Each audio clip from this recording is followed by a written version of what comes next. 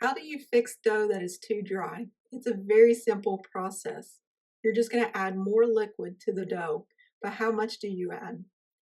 The first thing you want to try to do is knead it the best you can. See if you can pick up any of that dry flour.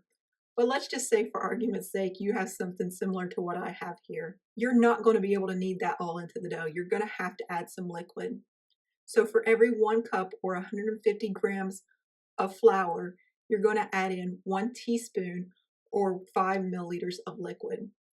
You're not going to use a lot because water absorbs a lot of flour. So you could end up with too sticky of a dough if you add it in quickly. And a lot of times when you're working with too dry of dough, you're looking for the consistency of something like a bagel or pizza, and you want a chewy consistency, or you want a sandwich bread and you want a nice tight crumb. You don't want holes in your bread. So you want to be really conservative. Use your dough and try to pick up as much of that flour as you can while trying to knead at the same time.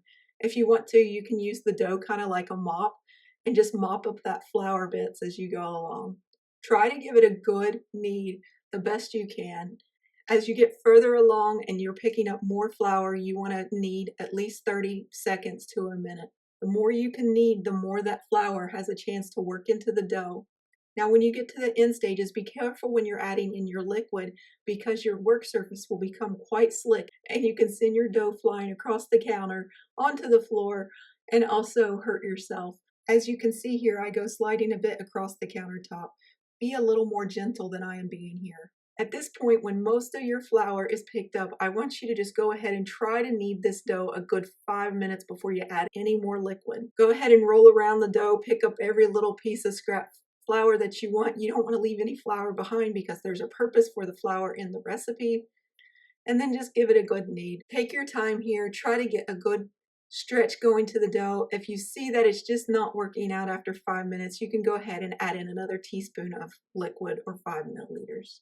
Now see how this dough is really liquidy and it's being really hard for me to knead it at this point?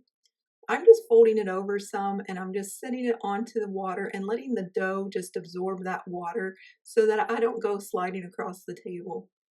And once it starts to absorb up some of that water, now I'm going to start kneading it. And it's just a safer way to do it. And I'm going to knead this for another 2 to 3 minutes and see if it starts to change the consistency. And I'm actually pretty happy with this. So I'm going to try to stretch it and see what it looks like. When I try to stretch it, it tears immediately, so I know it needs a little bit more kneading. I'm going to knead it for another minute and then check it again.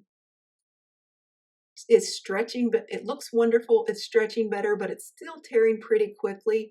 Now you may be tempted to go ahead and knead it some more, but I suggest at this time, just take something and cover it and set it aside for 5 minutes. The reason why you want to do this is because you've been working this dough for quite a while and you want that gluten to relax a little bit.